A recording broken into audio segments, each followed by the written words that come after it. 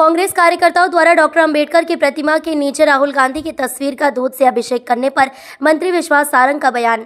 कांग्रेस के नेहरू परिवार के प्रति चमचागिरी की मानसिकता पर आश्चर्य।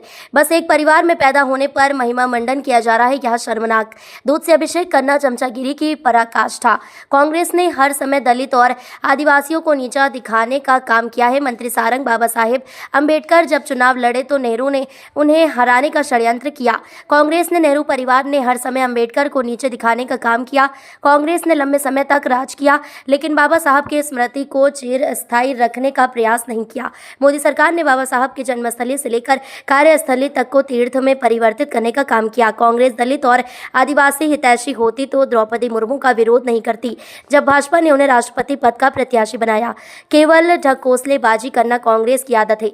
कांग्रेस जिलाध्यक्ष के धर्म और जाति देखने पर मंत्री सारंग का बयान। कांग्रेस हर समय तुष्टीकरण की राजनीति करती है। जिलाध्यक्षों की जाति और धर्म देखना कांग्रेस की मानसिकता का परिचायक है। राहुल गांधी संगठन सृजन की बात करते, लेकिन वो समाज को धर्म से धर्म और जाति से जाति को लड़ाना कांग्रेस की मानसिकता और रीति नीति। धर्म आधारित संगठन का विस्तार और गठन कांग्रेस के तुष्टीकरण का परिचायक है।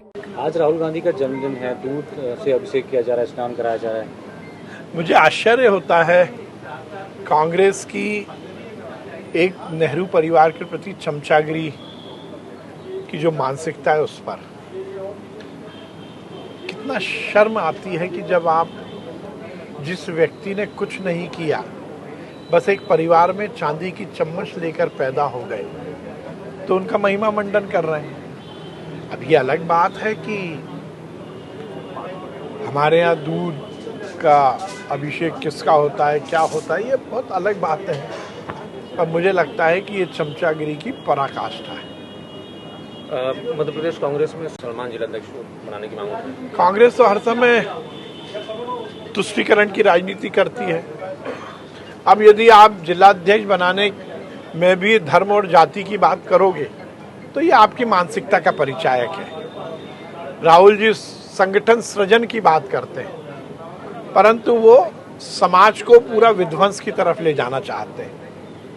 धर्म से धर्म को लड़ाना, जाति से जाति को लड़ाना, वैमनस्य की राजनीति करना, ये कांग्रेस की मानसिकता भी है और उनकी रीति नीति भी है।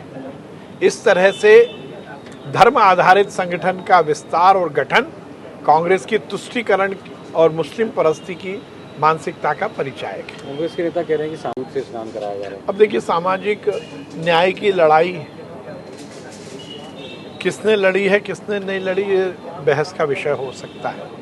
पर कांग्रेस ने हर समय दलितों को, आदिवासियों को नीचा दिखाने का काम किया।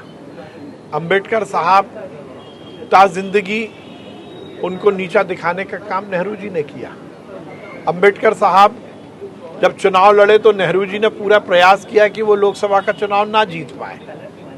अंबेडकर जी को हर समय कांग्रेस में नीचा दिखाने का काम नेहरू परिवार ने किया था।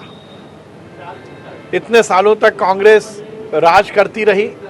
अंबेडकर जी से जुड़ी हुई किसी भी स्मृति को उन्हें चिरस्थायी रखने का प्रयास नहीं किया। नरेंद्र मोदी जी और भारतीय जनता पार्टी है जिसने अंबेडकर साहब की जन्मस्थली से लेकर कार्यस्थल तक तीर्थ में परिवर्तित करने का काम किया। आप इतने ही दलित और आदिवासियों के हितैषी होते कांग्रेसियों, तो आप द्रौपदी मुर्मू जी का विरोध नहीं करते जब भारतीय जनता पार्टी ने उन्हें राष्ट्रपति पद का प्रत्याशी बनाया था। केवल और केवल ढकोसलेबाजी करना ये कांग्रेस की आदत है।